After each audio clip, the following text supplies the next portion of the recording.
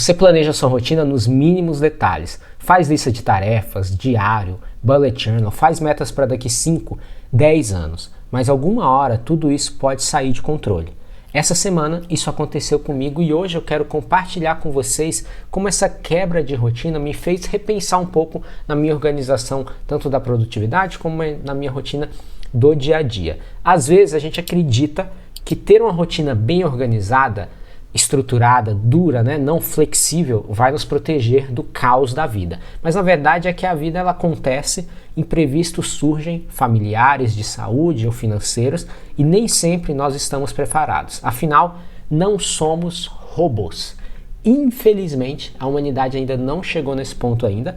Nós somos humanos super limitados, com emoções à flor da pele e obrigações que mudam a cada dia, nós temos que adaptar a elas, até mesmo tecnologia, muda toda hora e a gente precisa se adaptar para se manter no mercado de trabalho. No último final de semana eu decidi revisar um pouco dos meus objetivos dos últimos 3 meses, coisas que eu não faço há 3 meses. No ano de 2024 era uma tarefa minha mensal fazer essa avaliação do mês, como tinham sido meus objetivos e o que eu precisava ajustar na minha rota para que as coisas começassem a dar certo.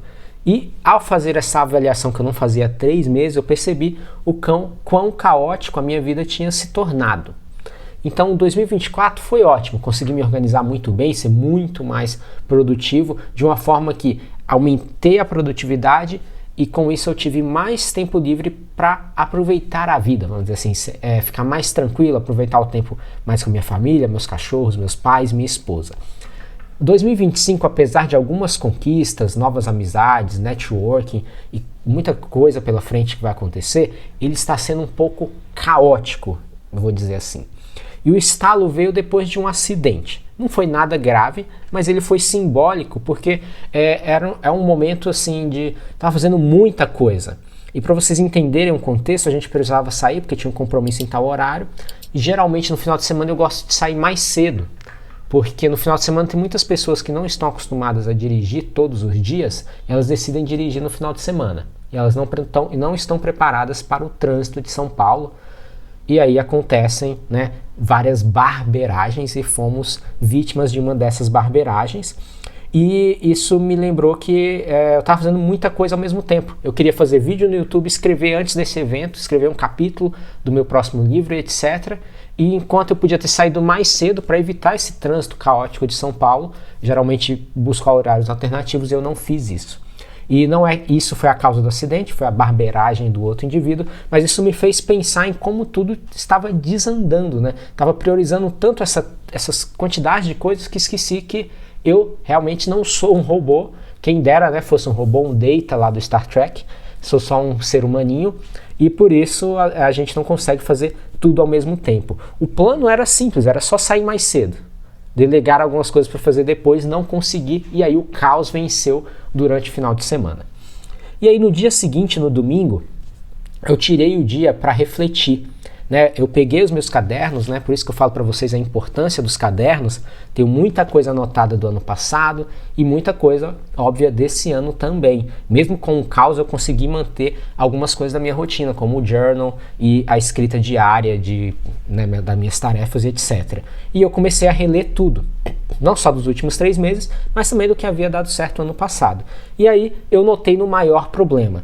Uma coisa que eu aprendi ano passado com o Cal Newport, que é um professor lá dos Estados Unidos de matemática, ele gosta muito, ele compartilha muitas coisas que dão certo para ele e ele compartilha para ver se dá certo para a gente também, principalmente quem trabalha com o que ele chama de trabalho intelectual. E eu percebi que eu estava com muitos projetos ao mesmo tempo e isso é um problema para quem quer ter uma vida mais tranquila sem muito estresse. Eu comecei no começo, ano passado estava tudo bem, produtividade, fazia tudo com qualidade e conseguia ainda ter um tempo livre.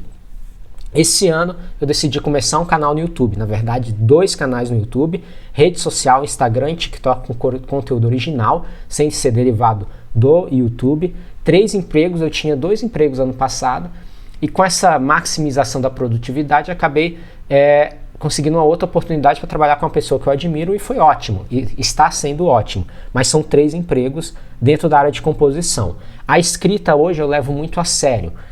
como eu estou publicando livros, né, ano passado publiquei um conto, esse ano vou publicar outro e alguns livros a caminho. Então, trato como uma profissão, né, um trabalho. Então, vamos contar aí 4 profissões, contando com a escrita, que é essa nova carreira na minha vida.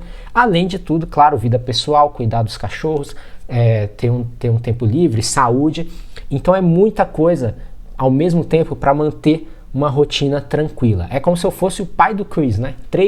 4 empregos, e só que não tem a graça da sitcom, né? Tem a graça da vida real, que às vezes ela não é muito engraçada. Então, nesse momento da reorganização, eu tomei uma decisão que é necessário diminuir o número de projetos. Nem que você deixe os projetos para depois, mas no momento o ideal é ter bem menos projetos. Então, para começar, eu decidi não ter conteúdo original para as redes sociais, até porque a gente faz eu gastava 2-3 dias para fazer conteúdo para as redes sociais, não dá para gravar tudo em um dia, principalmente que eu queria fazer conteúdos mais longos e com maior cuidado, porque não acredito nesse conteúdo curto das redes sociais. Quem acompanha o canal sabe que eu tenho uma posição contrária à política do algoritmo, né, como funciona as redes sociais para viciar as pessoas. Não gosto do jeito que é feito para a gente usar. Há outras maneiras da gente usar a rede social de modo que não é como o TikTok e o Instagram querem.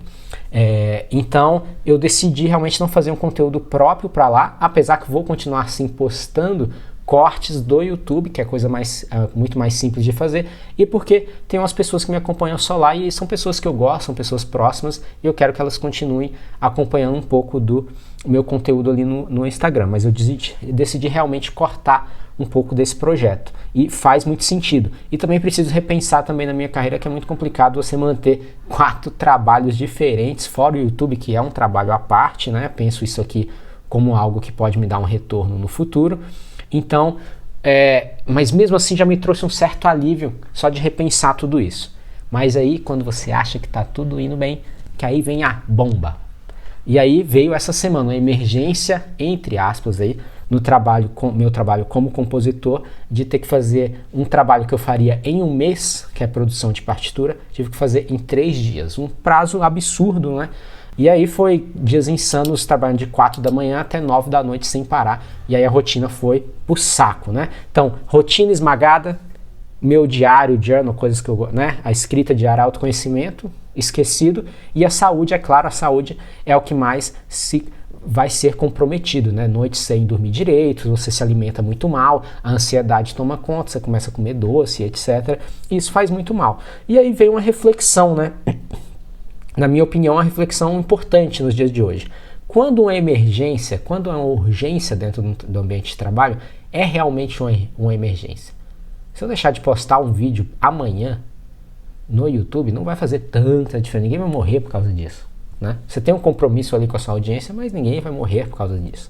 Então, se não é um problema médico que envolve vida ou morte, na minha opinião, por que nós devemos sacrificar a nossa saúde, que é tão importante, por um cronograma mal feito, que nem foi mal feito por você? Então você só perde tempo, saúde e momentos que nunca voltam mais com a família, né? Então a gente entra nesse esquema automático e se esquece de perguntar por que você está fazendo tudo isso.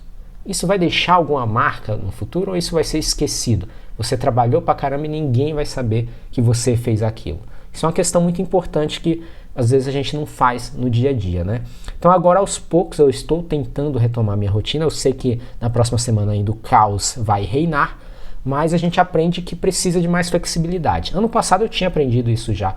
Só que quando eu peguei esse tanto de projeto de uma vez para fazer, as coisas ficaram uma loucura e você vai desandando um pouco. Então eu acredito que sim, a gente precisa de uma rotina. Eu sei que algumas pessoas não concordam com isso, mas na minha experiência é uma rotina bem estruturada e feita com gentileza, eu acho que é muito, muito interessante para nós. E a gente tem que aprender que o descanso, ele é parte do trabalho.